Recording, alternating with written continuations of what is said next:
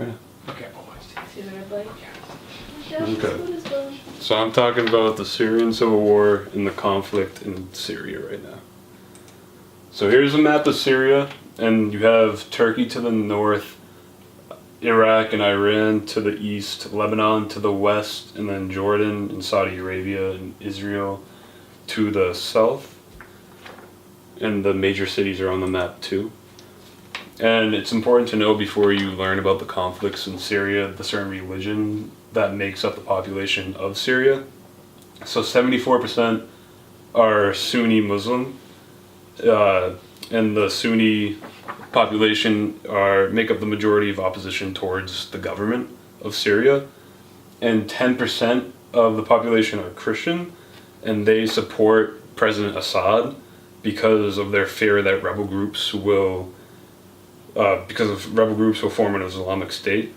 And 8% are Alawites, which are a form of Shia, and the Shia make us up the majority of Assad's army, and 3% are the religion Druze. And it's also important to know that Sunni makes up 80% of the Muslim faith in the world, while Shia only makes up 20% in the world.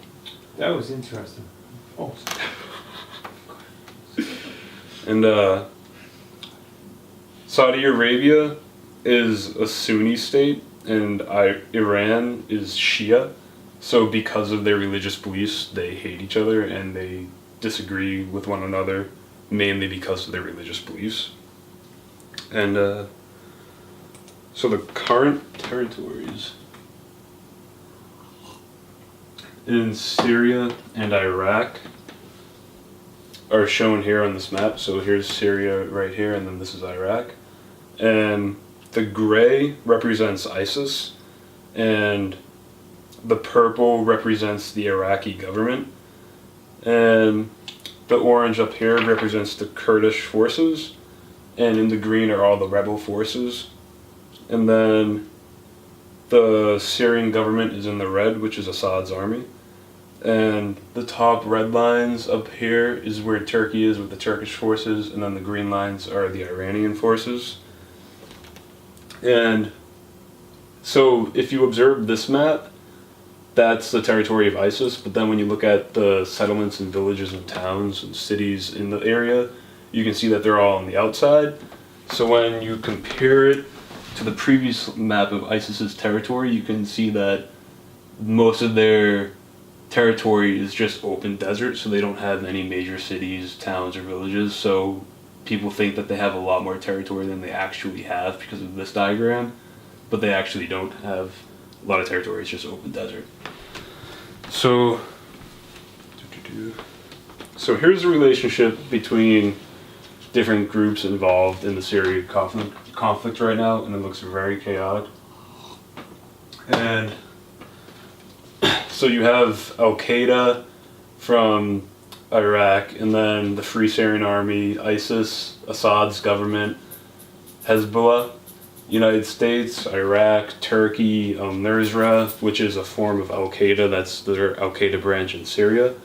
And then you have Iran, Saudi Arabia, Qatar, the Islamic Front.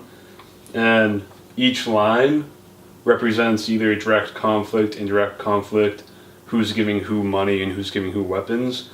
So you want to understand how it got to be like this, and like why so many different groups are involved in this country right now. So it all started when the Arab Spring was happening a while ago, and the first spark of the rebellion in Syria came in the town called Dara, which is on the bottom, in March of 2011, which was part of the Arab Spring uprising. And protesters in Dara were arrested for creating graffiti calling for the downfall of President Bashar Assad. And just a month later, protests spread all across the country into these major cities like Aleppo and Damascus. And the Syrian army retaliated by murdering protesters, and they began to publicly execute people who were dissenters from their government, and they would just murder them and set up snipers to like pick off protesters. And then after that, after the Syrian government started murdering the protesters, Syrian military groups began to defect from their military organizations, and they formed the Free Syrian Army. And the Free Syrian Army is being funded by the United States because the Free Syrian Army is the largest armed opposition force challenging Assad's regime. And the Free Syrian Army is supported by Western nations and Arab Gulf states. And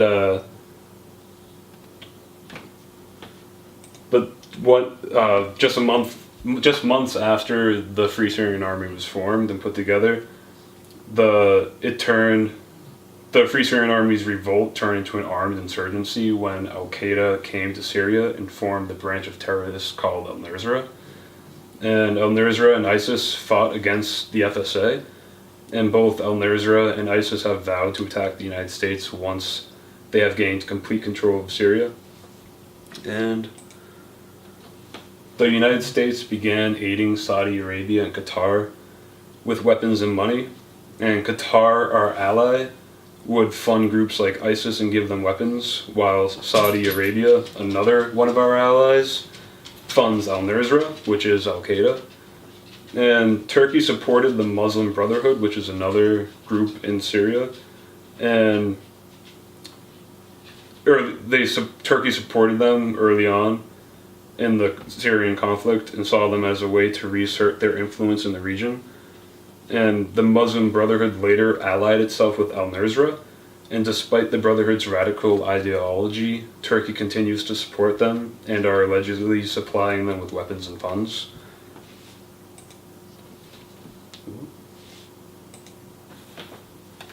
And Saudi Arabia and Qatar want to see the Syrian government fall apart because Syria is an ally of Iran and Hezbollah, whom Saudi Arabia and Qatar do not like for political reasons. Saudi Arabia and Qatar also expressed concern over Iran's ideology spreading throughout the region, which would destabilize their own Gulf regimes.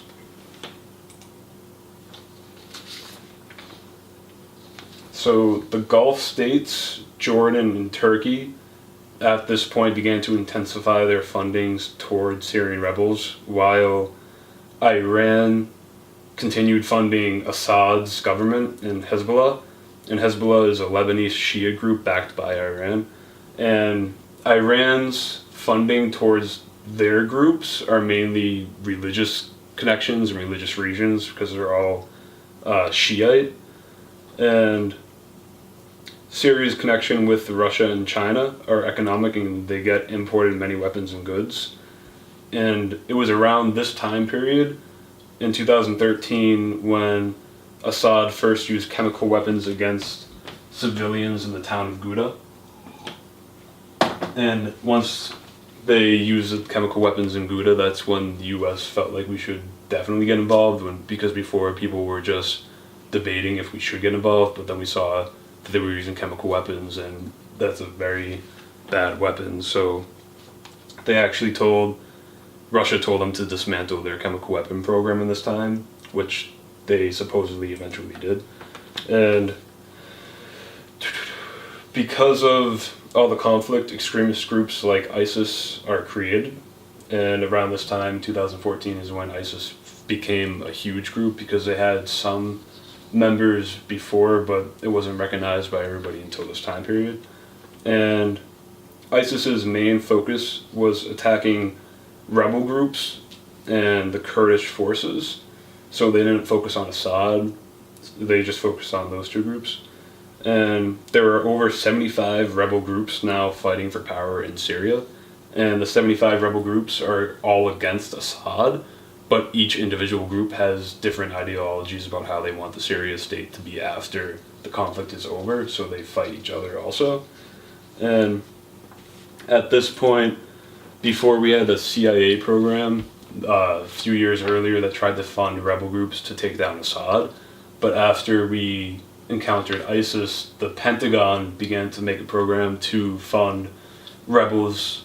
So out of the 75 rebels, the Pentagon would choose certain rebel groups that only attacked ISIS instead of Assad, because we saw ISIS as a main enemy more than Assad is at this point.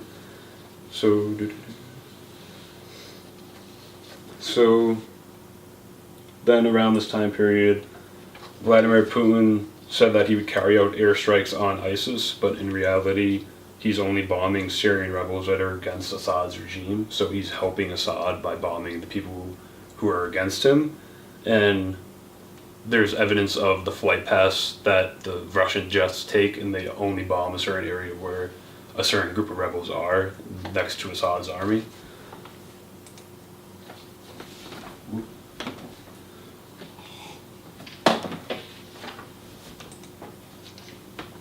So, because of all the chaotic conflict, many Syrian civilians are trying to escape the country, and the UN calls a number of Syrians fleeing to other countries one of the largest refugee crises known in history. People from Western worlds are afraid of helping Syrian refugees because of fear of Islam, high birth rates, crime, and the collapse of social systems. Even if the EU alone were to accept all 4 million Syrian refugees and 100% of them were Muslim, the percentage of Muslims in the European Union would only rise from 4% to 5%, so it would still not increase by that much. And birth rates in many parts of the Western world are low, so some fear asylum seekers might overtake the native population in a few decades. And studies have shown that even though birth rates are higher among Muslims in Europe, they drop and adjust as the standard of living and level of education rises, and most Syrian refugees are already educated. And the birth rate in Syria before the Civil War was not very high, and the population was actually shrinking, not growing. And the fear that refugees lead to higher crime rates also turns out to be wrong. Refugees who become immigrants are less likely to commit crimes than the native population. When allowed to work, they tend to start businesses and integrate themselves into the workforce as fast as possible, paying more into the social system than they extract from them. Syrians coming to the West are potential professional workers desperately needed to sustain Europe's aging population. And the European Union is the wealthiest bunch of economies on Earth, and they have well-organized states with functioning social systems, infrastructure, democracy, and huge industries, and it can handle the challenge of the refugee crisis if it wants to, and the same can be said for the whole Western world. And while Jordan has taken in 600,000 Syrian refugees, the UK, which has 78 times the GDP of Jordan, has only said it will allow 20,000 Syrians cross its borders over the next 5 years.